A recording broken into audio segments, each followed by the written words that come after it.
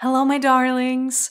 Welcome back to my channel. If you're new here, my name is Maria. This is a channel about spirituality, all things consciousness, the mysteries of the universe. Yeah, please subscribe. You're not going to regret it. Today we're talking about starseeds. Starseeds is on the one hand, a very mainstream topic in spirituality. On the other hand, a topic quite misunderstood. So I figured today I would provide my perspective on starseeds. Let's dive right in.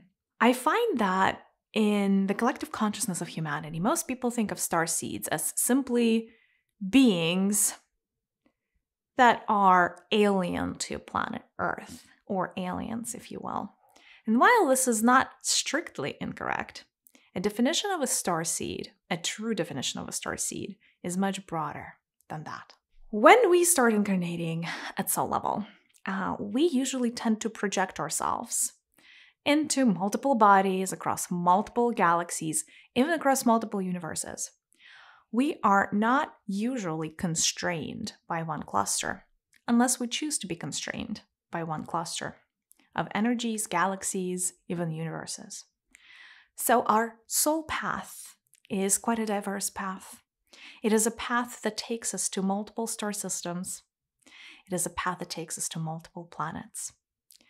And it is a path that, because of that, is so interesting. If we descend to the realm of planet Earth and talk about starseeds here, the true definition of a starseed is somebody who, at soul level, would define another star system or planet that is outside of planet Earth as their home base or their home planet. That is probably the truest definition of a starseed that I could give you. However, from a certain perspective, every single human incarnated on planet Earth today is also a starseed, because for very, very few of you, planet Earth is the only planet that you have ever incarnated on.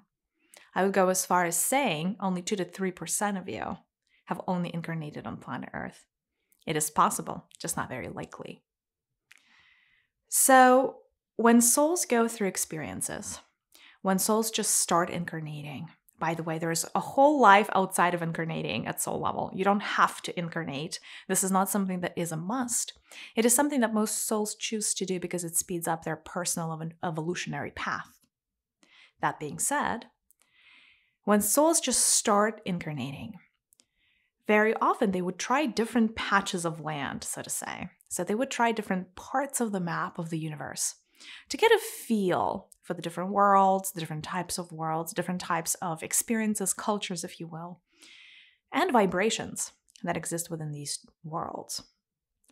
It happens so that certain souls are better at adapting to hostile environments. Anytime you come into an incarnation, unless it's very high dimensional, a part of your soul feels uncomfortable because everything is new, everything is not what you remember, and then the physicality of the experience itself, especially if we're talking about lower dimensional worlds, is quite uncomfortable. And so, certain souls thrive in these situations of adversity, and other souls do not. I'm going to start bringing it home for you guys in a second. I know this feels like a tangent. I promise you it's not.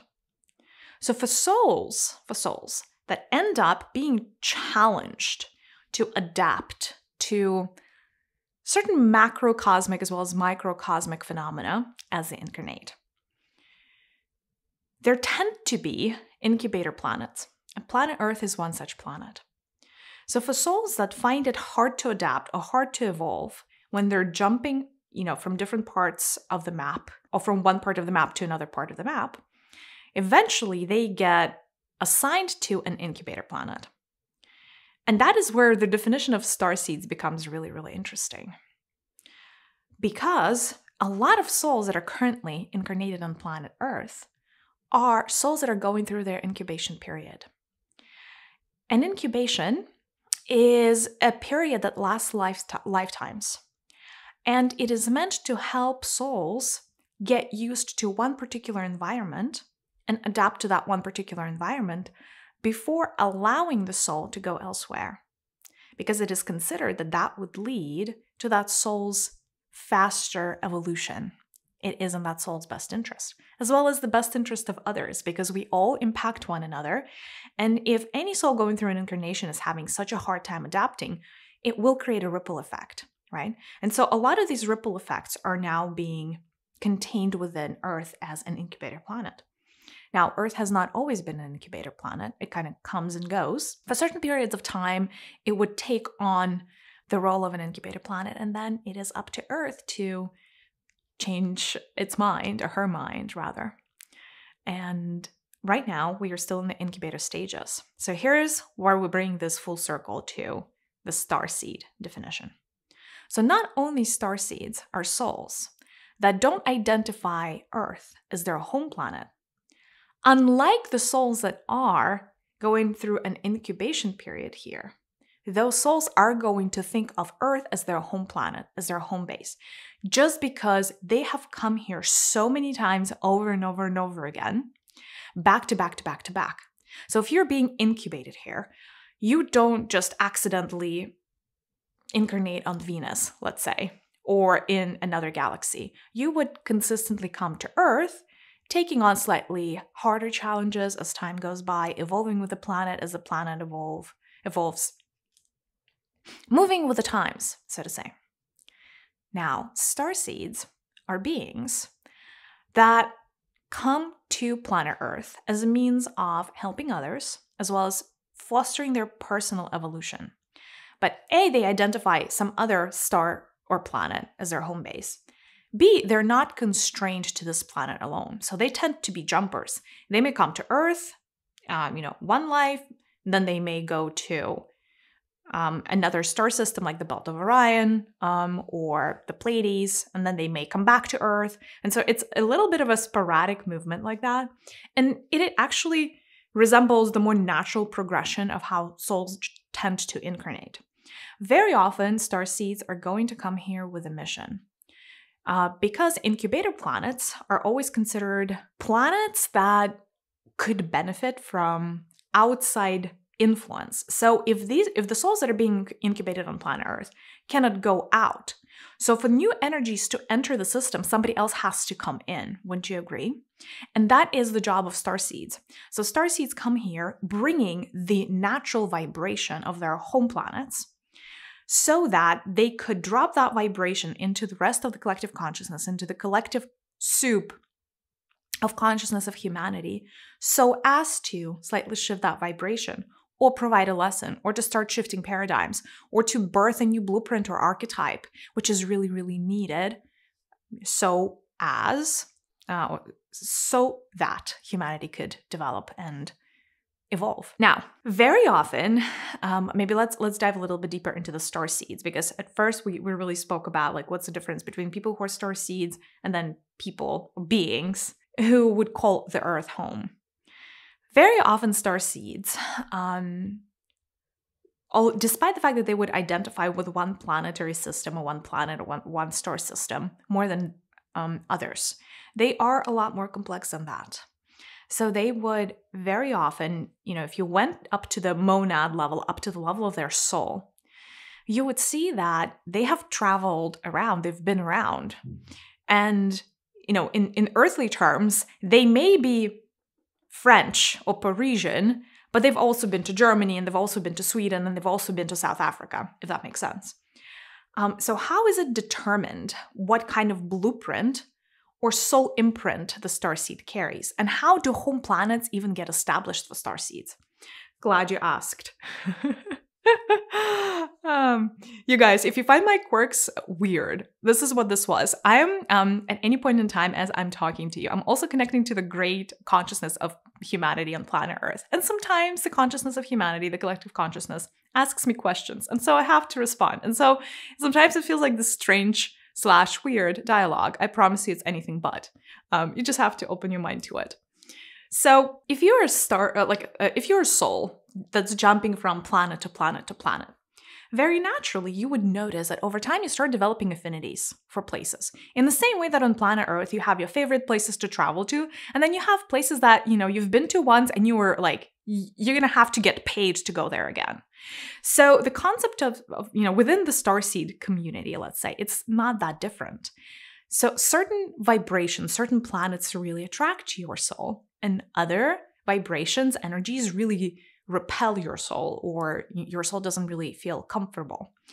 And so no soul is born having a planetary affinity. This planetary affinity is earned as you go through incarnations, you try all these different things, you travel places, and then you find that every time you go to a particular planet, A, it feels really good, but B, you also feel like you're making massive strides and massive progress. And those are the two factors that are needed for the soul to get really excited about incarnating in that one particular place. And then you notice, yes, you might go to other places and travel to different remote locations, but something always draws you back to that one planet or one world, maybe a couple of worlds. And you always go back there. It's, sometimes like when, you have families on Earth that have their favorite vacation spot, and literally they could go to any place in the world, but every year, every couple of years, they would go back to the same place, the same town, maybe even the same property that they're renting. It's not, that different with Starseeds. So you would go to that planet, and the more you incarnate, the more times you incarnate there, that planet and your vibrations almost become merged, because the culture of this planet, and I really use the word culture very loosely here, the vibrations, they become so ingrained first in the body that you bring to that planet, but then at soul level, because everything always gets uploaded. All the memories of your incarnations, your lives get uploaded to the large informational field that is called the Akashic Records. And so over time, these vibrations, the vibrations of a particular planet that you frequent, become very prominent in your personal Akashic Records as well as at soul level, because you keep re-uploading the same energy. It's almost, think of it in terms of colors. Let's say that the planet you really love has emerald energies. And let's say you came to that planet 3 billion times. And every time you go back and discarnate, go out of body, your energies, the emerald energies that you have collected on this planet through the experiences that you've been having on those planets, get uploaded up to the Akashic Records. Over time, your personal Akashic Record field is going to start having an emerald hue, or is going to have large pockets, large oceans of emerald energies in it. And that is how you develop the affinity, or what we would describe as feeling like a particular planet or world is your home. Now, very often with Starseeds, you're going to have your primary home and you're going to have at least a couple of secondary homes. It just happens so. And very often that is why Starseeds carry vibrations of multiple planets, not just one. I would say there are probably 3 main lineages. If you're looking into your own personal Akashic Records, if you're seeking to understand your personal blueprint as it relates to galactical forces and otherwise, you may want to look at the 3 primary races or the 3 primary planetary systems, star systems that make up your personal lineage. If you identify as a starseed, that is. Not all of you would. Starseeds are not constrained by samsara. If you guys are familiar with the Hindu concept of samsara, it is believed to be the cycle of death and rebirth. Now, everybody goes through the cycle of death and rebirth. What is different about how most people, most beings would perceive samsara versus how samsara would act as it relates to starseeds is very different. So samsara is essentially another word for an incubator planet. There are many incubator planets in the Milky Way galaxy as well as in neighboring galaxies. Thousands of incubator planets with different ecosystems, different vibrations, different resources, different challenges. Somebody who is a part of an incubator at soul level needs to achieve a certain level of vibrations for them to be able to graduate out of an incubator. The same way that if we were, trying to groom or grow little baby animals, inside of an incubator, they would need to reach a certain maybe body weight or height or age, perhaps, for us to be able to let them out into the pastures and let them out into the wild. So same thing is true for souls that are in the process of being incubated. some souls perceive that they're being stuck here if they have to constantly go through a cycle of death and rebirth and be part of the samsara cycle. And that's why you have a whole lot of Eastern traditions, like Buddhism, for instance, that speaks about and teaches you about how to get out of samsara. Now, the best way to get out of samsara is to vibrationally be a match to exiting the samsara, which you guys would refer to as the process of ascension or enlightenment. It's one and the same thing. So certain vibrations need to be reached at one point. You're no longer constrained by these energies, and you can graduate to the next level, and then you can go and do the jumping between different planets that a lot of souls do. Starseeds are not constrained by samsara as a general rule, meaning they can come and go as they please. And a lot of them do, unless they become so ingrained here that they choose to incarnate on planet Earth over and over and over again. And as a product of that, they accumulate so much karma that karma brings them back here full force. But even then, that would not be the same thing as going through an incubation process. Most of the starseeds that we are familiar with, or you would hear other people talk about, are starseeds that come from our cosmic vicinity, come from the rest of the Milky Way galaxy. We also have some starseeds from Andromeda galaxy here. On planet Earth specifically, there is like a large cluster of Andromedans as well. But again, this planet Earth is considered as a very localized incubated planet. So, which means that it has its set of protections and its set of rules. It's not fair game to just portal into planet Earth if you're an alien consciousness. And in fact, the reason that most people still don't believe that aliens are real is precisely because of this reason. Planet Earth is extremely protected. There's actually a protective shield that looks like a dome that makes it quite impossible to portal into planet Earth. Cosmic portals is something that is extremely prominent in the universe. Very often, this portals would take you from even a remote galaxy to like a local planet. And so in other words, it can take you very far. It can take you places. But it doesn't happen for planet Earth that often because you need really high degrees of permission in order to be able to actually portal in here. And that is why most starseeds have to resort to, let's just say, more approved ways of getting here, which is essentially you have to incarnate and go through the veil of forgetfulness, which is why this game becomes so ironic, because on the one hand, starseeds come here with the best intentions. Very often they would choose to come as teachers, they would choose to come as healers, they would choose to come as helpers, if you will. And then, of course, they descend here. They have to go through the veil of forgetfulness, and the veil of forgetfulness on planet Earth is also exacerbated by this protective shield around planet Earth. So it's like double protection, or double trouble in this particular case. And so what becomes a challenge then is for starseeds to remember who they are and remember their home planets. And I find that very often, if you start connecting with spirit guides, that is not a general rule, but if you start connecting with spirit guides, very often, if you are a starseed, then beings from the same planet that are a vibrational match to you are going to start coming through. They may not introduce themselves as beings of that star system. They would just advise you as if they were, let's say, incorporeal or just in their spirit form.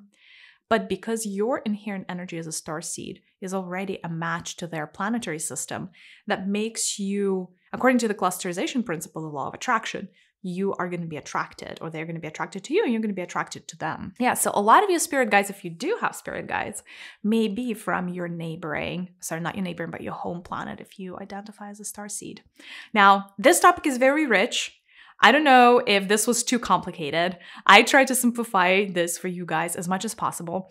Let me know if you want me to do videos like this on particular star systems and star races. And also let me know if you already identify with a particular star system or star race. And, maybe a little bit about your story of how you found out, or, how you know that is true. And yeah, happy to talk more about starseeds. This is a very rich and charged topic, so let me know.